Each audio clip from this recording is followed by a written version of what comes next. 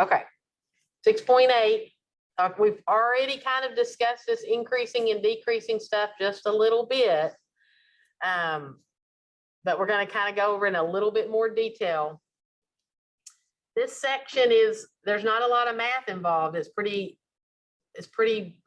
more like geometry, because you're looking to see what's increasing or decreasing. You're not having to figure out a lot of calculations. We talked about this, that you always want to go from left to right when you're talking about this, and you always want to go kind of like you're getting on a roller coaster. So you would say, okay, if I'm going from negative infinity over here, I've got to go from left to right. On the x-axis this way, it's going to be negative infinity. On the x-axis this way, positive infinity, right? So you're always starting from the left to the right. So I act like, okay, I'm going to get on the roller coaster. And if I get on the roller coaster, the first thing I do is go straight up, then I am increasing. And I am increasing from negative infinity all the way to, and this is the other thing that's important, is you always look at this in terms of x. So you have to go down here, and it's confusing because people want to compare this to y because it's how tall it is, but you compare it to x. It's increasing on the interval from negative infinity all the way to when x is -1. At x equals -1, we have a change, and we start going down the roller coaster. So we are absolutely decreasing. We're getting off the ride. So it's decreasing, and because there's arrows, that's going to be all the way to infinity. Increasing from negative infinity to -1, where x is -1, and when x is -1, we're going down all the way to infinity. Is everybody okay with that? Okay, on this graph, in terms of x, negative infinity is this way, positive infinity is this way. The first thing we're going to do is we're going to get on, we're going from left to right. So I always come to kind of level with where I'm getting on the ride at, or getting on the roller coaster, and I'm going straight down first. So I am decreasing from negative infinity all the way to where x is 2. Perfect. Then at 2, I start going back up the hill, and I keep going up the hill all the way to where x is positive infinity. Some of you in lab were asking about this the other day. What is a constant function? Well, a constant is whenever it just stays at the same level the whole time. It's just a flat, straight line, horizontal line. And so this would not be a very exciting roller coaster, but if we were getting on the roller coaster, this would be negative infinity still. This is positive infinity still. So I'm still coming up here from negative infinity.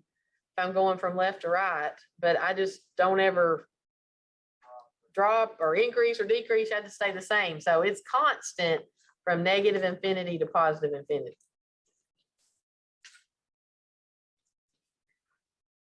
Increasing, decreasing, and constant intervals are always expressed in open interval notation, which means these little parentheses.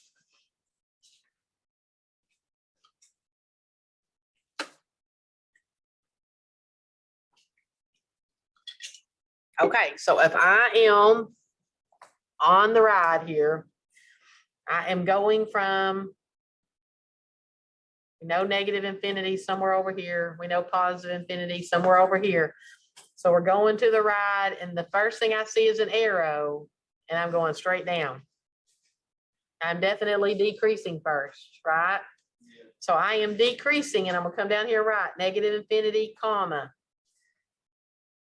to where x is. Always remember, go back and draw your line up and look at what is x right here.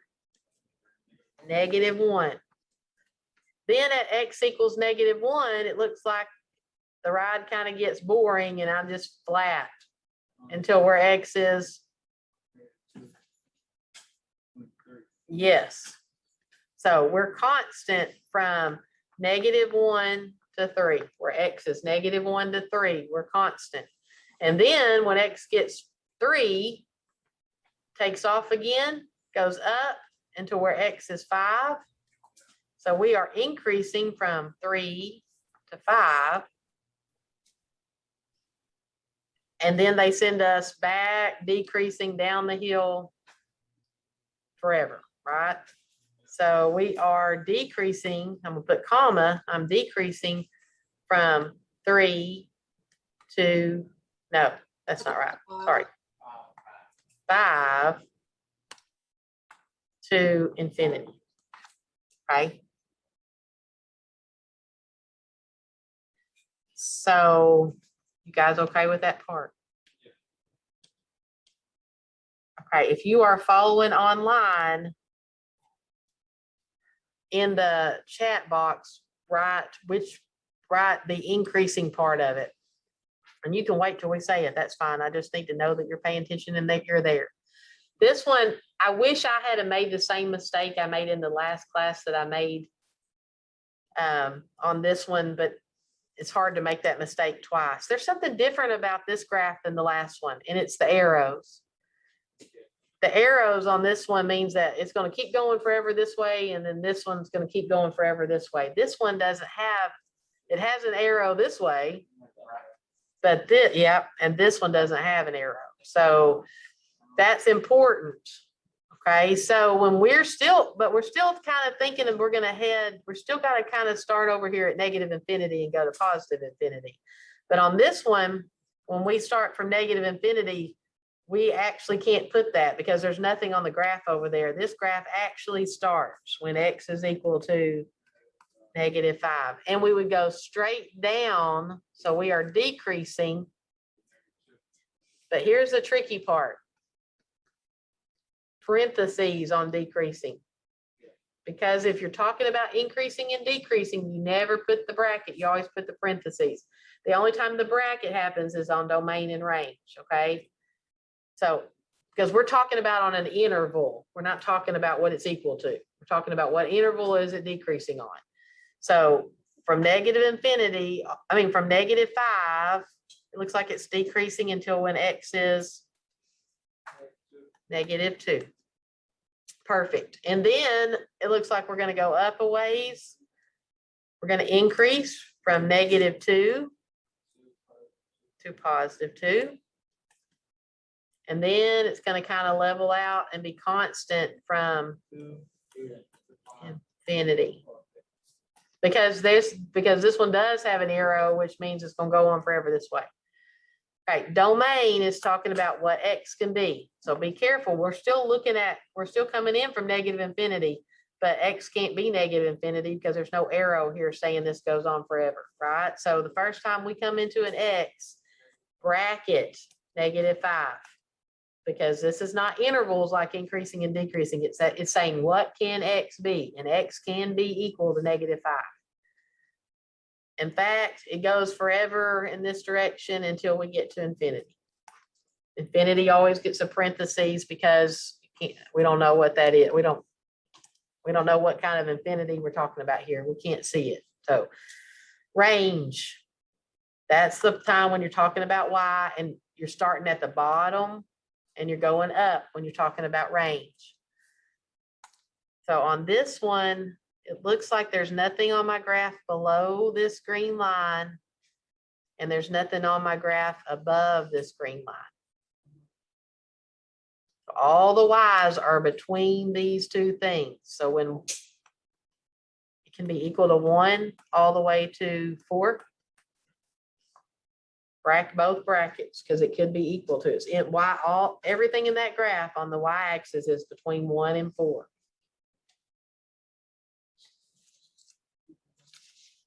Okay. Questions?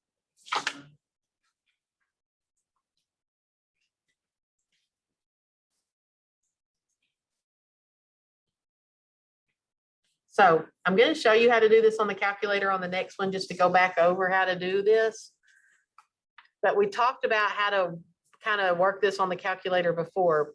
This point right here is a relative minimum. not the absolute minimum. And the reason it's not the absolute minimum is because this line keeps going lower and lower and lower. So there may be something we can't see, but there's definitely something smaller on this graph than this point. This is just a relative minimum. And we usually say, well, y is negative 6.015 there. We talk about minimums and maximums. We usually refer to y's. This point right here is a relative max, and its y value is 4.830, because we're talking about, well, how high does the graph get? How low does the graph get? That's your y values that talk about that. So when we go to the graphing calculator, because it's going to be important that you're able to do this, because this is going to be hard to find these points. We don't have that formula that's negative b over 2a to do this on like we did on the quadratics. So I'm going to go to my calculator and show you how they came up with these 2 points. If you need extra help with this, I'll be glad to show you again in the lab. But I'm going to go to y equals, and I'm going to type in my function. So 2x to the third. And I'm getting this, it's right below on the graph. This equation is right below the graph. So I know this is the equation. I'm not just making it up in my head, but 4x squared minus 1.5x plus 1. So first thing I'm doing is just typing in my equation.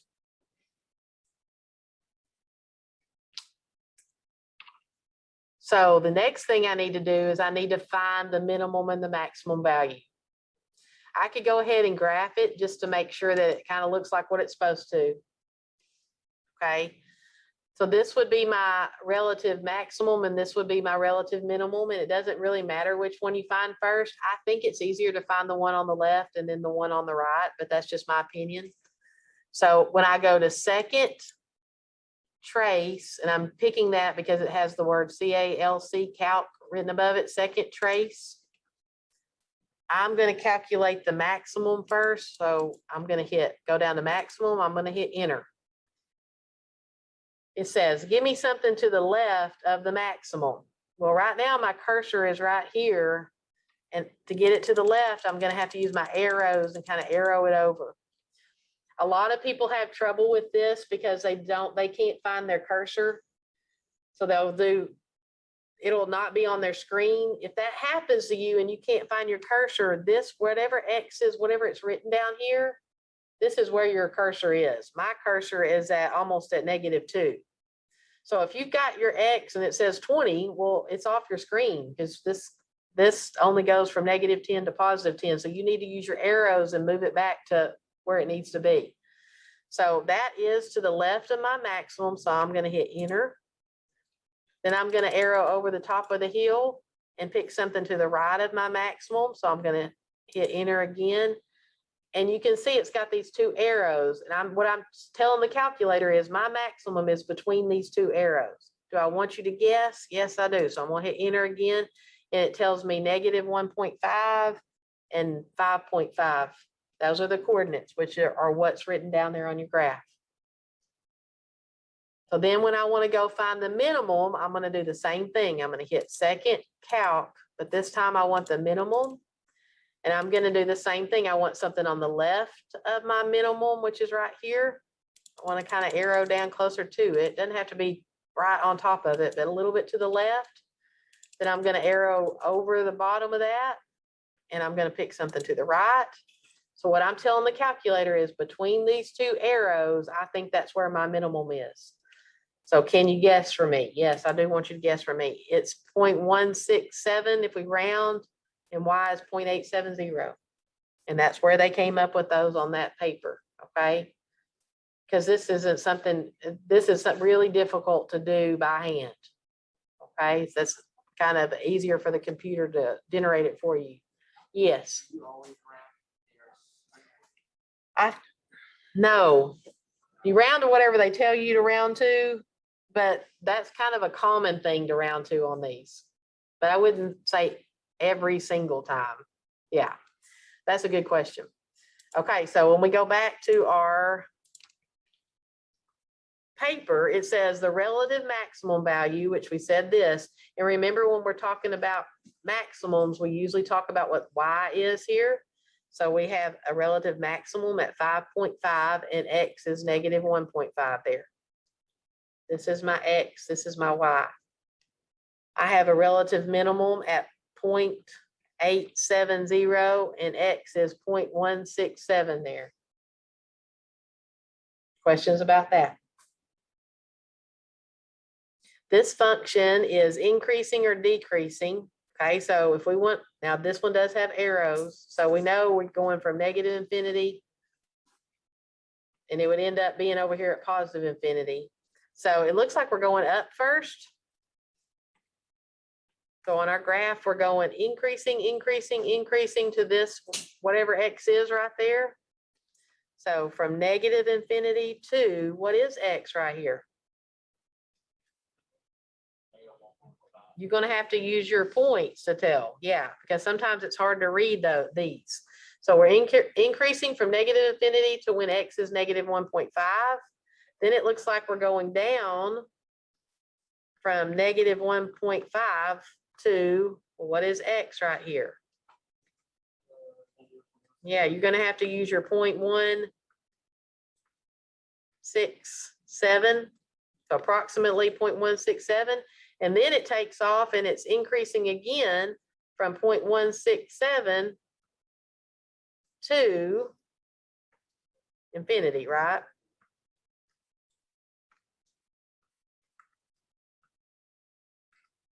Increasing, increasing, increasing. Okay. Domain has to do with what x can be. Range has to do with what y can be. This graph's getting wider and wider. So it's going from negative infinity to positive infinity. And the arrow goes forever to down and forever up. So when we're talking about range, that's also going to be your negative infinity to positive infinity. Are y'all okay with that? Okay.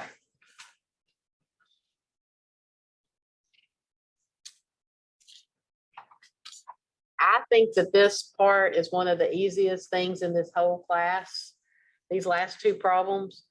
But for some reason, I don't know if it's just like it's crazy notation, so people start flipping out, or it looks weird or something like that. And I think that that is why people have trouble with it. But please give this a chance, because this is not hard to do.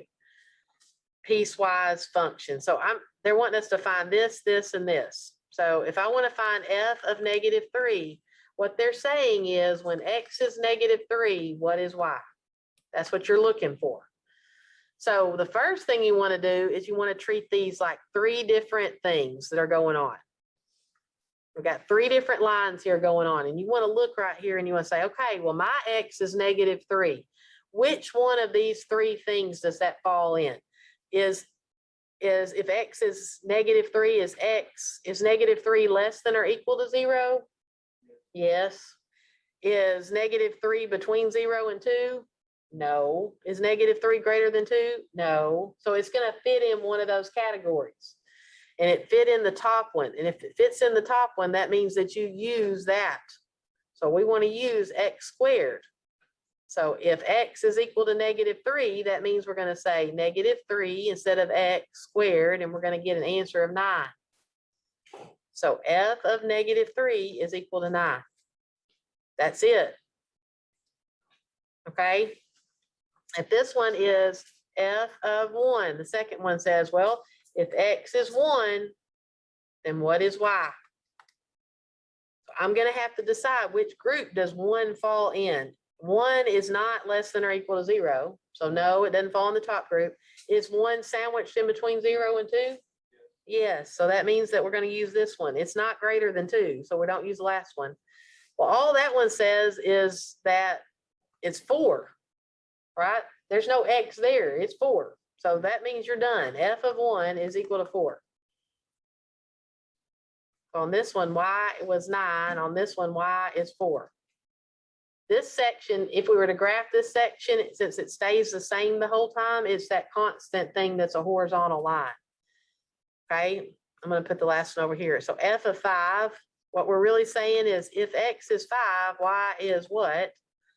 Well, 5 would go in this last category because 5 is bigger than 2. So we would use this X minus 1. So we're plugging in 5 for X. We get 4. So F of 5 is equal to 4. Are y'all okay with that? Figure out what category it goes into, and then you plug it into the equation. If there's nothing to plug in and it's just a number, that's what it is. You just do nothing. You just use that number. Okay, this one has a graph with it, but it only has 2 different things that we're talking about. It can either go in the first category or it can go in the second category. So if I'm looking for F of -2, I'm going to have to decide -2. Is -2 less than 1 or greater than or equal to 1? It is less than 1. So I'm going to have to say, well, I'm going to use this top equation 2x. So I'm going to say instead of the x part, they're telling me to plug in -2 right there. So that's -4. So I'm going to look and see, well, -2, -4, that would be this point right there. It is on that line. Just kind of checking it with the graph. If I plug in -1, that means it's equal to -1. So that would go in the second category because it's got this line underneath here. So I want to use X minus 3. And I'm plugging in 4X. I'm plugging in -1, and that gives me -4. So if X is -1, do I have a point at -4? Yeah, but it's that break in that line. It started that new line. So I plug in 3. 3 is greater than or equal to -1 too. So I would use the same X minus 3 and say 3 minus 3, which is 0. And so I would have a point at 3, 0, which is right here, kind of verifying it on the graph that it's right. And that is it. That is the end of this section. So